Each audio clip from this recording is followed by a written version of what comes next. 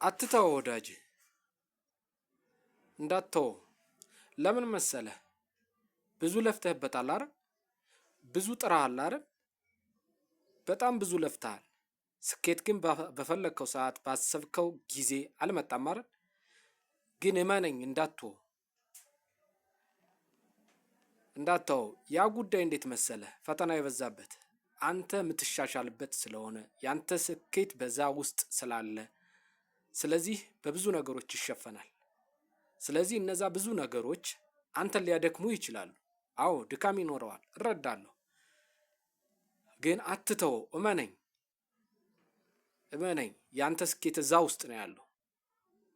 ስለዚህ ማንንም አትስማ፣ ማንንም ማለት ነው። ለምን መሰለህ? ብዙ ነገሮች፣ ብዙ ትልልቅ ድሎች፣ ብዙ ትልልቅ ስኬቶች ከብዙ ፈተናዎች፣ ከብዙ ድካሞች በኋላ የሚገኙ ናቸው። ስለዚህ አንተ ብዙ ደክመህ፣ ብዙ ለፍተህ፣ ብዙ ጥረህ ድካም ተሰምቶ ሊሆን ይችላል። ግን አንተ እያደከምከው ነው። አንተ እያደከምከው ማለት ጉዳዩን አንተ እያደከምከው ነው። ወደምትፈልገው ነገር እየደረስክ ነው ማለት ነው። ስለዚህ አትተው። ይገባኛል። ቻሌንጁ ፋይናንሻል ብቻ ላይሆን ይችላል። ፋይናንሻል ሰርተህ ታሸንፈዋለህ። ምናልባት የሆነ ጊዜም ሊመጣ ይችላል።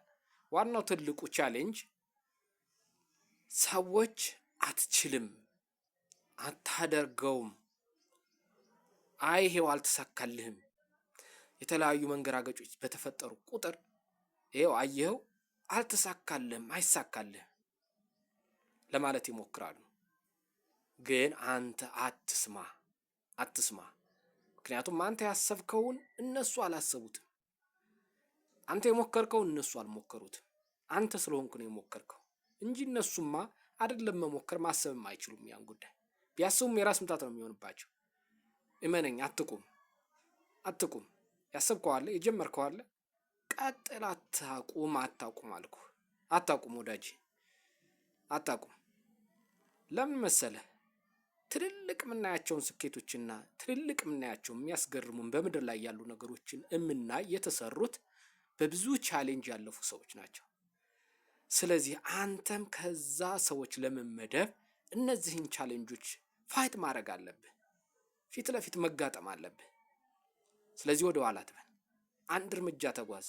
እመነኝ፣ ህይወት ይቀየራል። እውነቴን ነው የምልህ። እመነኝ፣ ህይወት ይቀየራል። ምናልባት አንድ ልጨምርልህ የሚችለው ነገር አምላክህን ግን አስቀድም። ከዛ ውጪ የሰውን ትረባ አትስማ። የሰውን አሽሙር ሽሙጥ አትስማ። ቀጥል ወዳጅ፣ የእውነቴን ነው የምነግርህ። ቀጥል፣ አንድ እርምጃ ቀጥል። ህይወት ሊለወጥ ነው። አታቁም፣ ቀጥል። አትተው።